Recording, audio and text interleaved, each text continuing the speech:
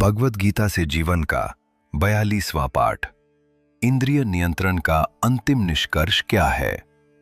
नमस्कार, भगवद गीता के 42वें जीवन पाठ में आपका हार्दिक स्वागत है।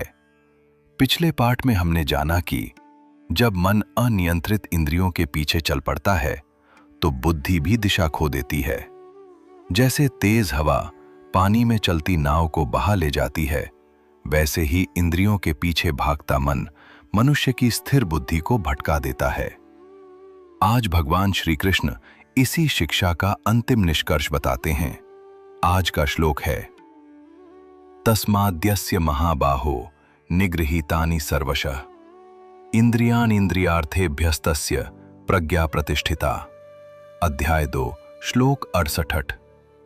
इसका सरल अर्थ है, भगवान श्री कृष्ण कहते हैं, इसलिए हे महाबाहु अर्जुन, जिस व्यक्ति की इंद्रियां उनके विषयों से पूरी तरह संयमित रहती हैं, उसी की बुद्धि स्थिर होती है। सोचिए, भगवान श्री कृष्ण अर्जुन को महाबाहु कहते हैं। महाबाहु का अर्थ है बलवान भुजाओं वाला, अर्थात जो बाहर से शक्तिशाली है। लेकिन भगवान यहां एक बहुत गहरी बात बताते हैं। सच्ची शक्ति केवल बाहरी बल में नहीं है, सच्ची शक्ति मन और इंद्रियों पर नियंत्रण में है। जो व्यक्ति बाहर की दुनिया जीतना चाहता है, उसे पहले अपने भीतर की दुनिया को संभालना होगा, क्योंकि बिना आत्म संयम के ज्ञान भी स्थिर नहीं रहता, लक्ष्य भी स्थिर नहीं रहता और जीवन की दिशा भी स्थिर नहीं रहती। इंद्रियां हमें संसार से जोड़ती हैं। आंखें देखती हैं, कान सुनते हैं, जीभ स्वाद लेती है, त्वचा स्पर्श अनुभव करती है, नाक गंध पहचानती है। ये सभी इंद्रियां जीवन के लिए आवश्यक हैं। समस्या इंद्रियों में नहीं है। समस्या तब होती है जब इंद्रियां हमें नियंत्रित करने लगती हैं। जब आंखें हर आकर्षण के पीछे भागें, जब कान हर नकारात्मक बात सुनना चाहें, जब जीभ केवल स्वाद के लिए विवेक भूल जाए, जब शरीर केवल आराम चाहता रहे, जब मन हर इच्छा को तुरंत पूरा करना चाहे, तब बुद्धि कमजोर होने लगती है। भगवान श्री कृष्ण हमें बताते हैं, इंद्रियों को मारना नहीं है, इंद्रियों को सही दिशा देनी है। इंद्रियों से भागना नहीं है, इंद्रियों को विवेक के अधीन रखना है। जैसे एक राजा अपनी सेना को अनुशासन में रखता है, वैसे ही साधक अपनी इंद्रियों को अनुशासन में रखता है। सेना अनुशासित हो तो राज्य सुरक्षित रहता है, इंद्रियां अनुशासित हों तो जीवन सुरक्षित रहता है। आज के समय में यह शिक्षा बहुत आवश्यक है। हमारे सामने हर समय आकर्षण है। मोबाइल की स्क्रीन, भोजन की इच्छा, मनोरंजन की आदत, दूसरों से तुलना, प्रशंसा पाने की चाह और तुरंत सुख पाने की बेचैनी।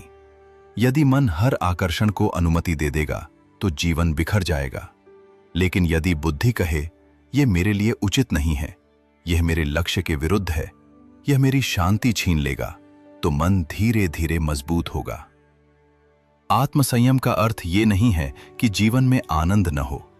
आत्मसंयम का अर्थ है आनंद का स्वामी बनना, आदतों का दास नहीं। एक विद्यार्थी यदि अपनी इंद्रियों को नियंत्रित रखता है तो उसका ध्यान पढ़ाई में स्थिर रहता है। एक कर्मचारी यदि मन को भटकने नहीं देता तो उसका काम बेहतर होता है। एक व्यापारी यदि लोभ पर नियंत्रण रखता है तो उसका व्यापार ईमानदारी से बढ़ता है। एक परिवार का सदस्य यदि वाणी और क्रोध पर संयम रखता है तो घर में शांति बनी रहती है। इसलिए इंद्रिय नियंत्रण केवल साधु संतों के लिए नहीं है, यह हर विद्यार्थी, हर माता पिता, हर कर्मचारी, हर व्यापारी और हर व्यक्ति के लिए आवश्यक है।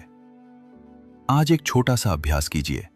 अपने जीवन की एक इंद्रिय या एक आदत को पहचानिए जो आपको सबसे अधिक भटकाती है। फिर आज उससे संबंधित एक नियम बनाइए, जैसे मोबाइल केवल निश्चित समय पर देखूंगा, भोजन में संयम रखूंगा, नकारात्मक बातों से दूर रहूंगा, क्रोध में तुरंत उत्तर नहीं दूंगा, अनावश्यक तुलना नहीं करूंगा और रात को सोने से पहले भगवान का स्मरण करूंगा। छोटे नियम बड़ा परिवर्तन लाते हैं। छोटा संयम बड़ी स्थिरता देता है और छोटी सजगता जीवन को सही दिशा दे देती है। याद रखिए, जो व्यक्ति अपनी इंद्रियों को नियंत्रित कर लेता है, वह अपने समय को बचाता है, अपनी ऊर्जा को बचाता है, अपनी बुद्धि को बचाता है और अपने जीवन को बिखरने से बचाता है। भगवान श्री कृष्ण हमें यही सिखाते हैं कि स्थिर बुद्धि का आधार है संयमित इंद्रियां, सजग मन और विवेकपूर्ण जीवन। आज का संकल्प यही हो, हम अपनी इंद्रियों को विषयों का दास नहीं बनने देंगे, हम अपने मन को विवेक के अधीन रखेंगे। हम छोटे छोटे संयम से जीवन को मजबूत बनाएंगे। हम भगवान का स्मरण करते हुए अपने लक्ष्य पर टिके रहेंगे और स्थिर बुद्धि की ओर आगे बढ़ेंगे। याद रखिए, जिसकी इंद्रियां संयमित हैं, उसकी बुद्धि स्थिर है, और जिसकी बुद्धि स्थिर है, उसका जीवन सही दिशा में चलता है। इसी प्रेरणादायक संदेश के साथ आज का 42वां जीवन पाठ यहीं समाप्त होता है। अगले पाठ में हम जानेंगे भगवद गीता अध्याय 2 श्लोक 69, ज्ञानी और सामान्य व्यक्ति की दृष्टि में क्या अंतर होता है। धन्यवाद। राधे कृष्ण। हरि ओम।